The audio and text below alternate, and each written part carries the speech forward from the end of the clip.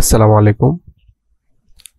আজকে হচ্ছে যে স্যামসাং 01 কোর ফোনের ফ্রন্ট ক্যামেরার ডায়াগ্রাম।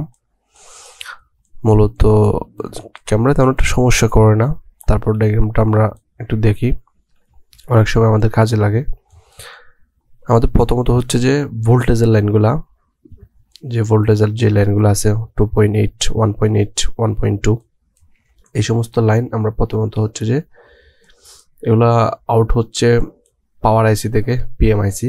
এই যে 1.2, তারপর হচ্ছে 2.8, তারপর 1.8, এই তিনটা লাইন এখান থেকে আউট হচ্ছে। এই তিনটা লাইন ফ্রন্ট ক্যামেরার যে কানেক্টর আছে ওইখানে গিয়েছে। আমরা যদি দেখি এখানে এই যে ফ্রন্ট ক্যামেরা কানেক্টর, যে 2.8 এটা 6 নম্বর পিনে, তারপর 1.2 এটা হচ্ছে 22 এবং 24 নম্বর পিনে। এরপর হচ্ছে আমরা এখানে যদি দেখি 1.8 ভিডিডি ক্যাম, এই যে লাইন যেটা আছে এই লাইনটা হচ্ছে যে 1.8। এই লাইনটা আবার এখান থেকে শুরু করে এদিক থেকে পাওয়ার আইসি থেকে এসে আবার রিয়ার ক্যামেরা যেটা আছে মেইন ক্যামেরা ওইখানে চলে গিয়েছে। এই যে এখান থেকে এটা এখানে আউট হয়েছে রিয়ার ক্যামেরাতে। মোটামুটি এটা হচ্ছে ভোল্টেজ ইনপুট লাইন।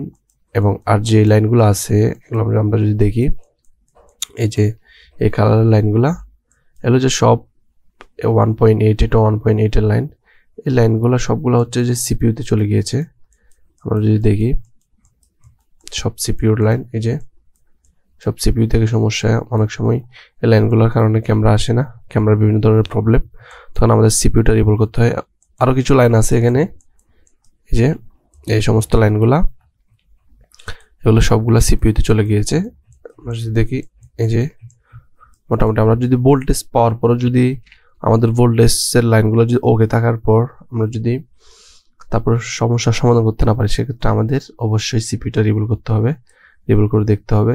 অনেক সময় সিপিইউর কারণে এই লাইনগুলো মিসিং থাকে, সমস্যা থাকে। ধন্যবাদ।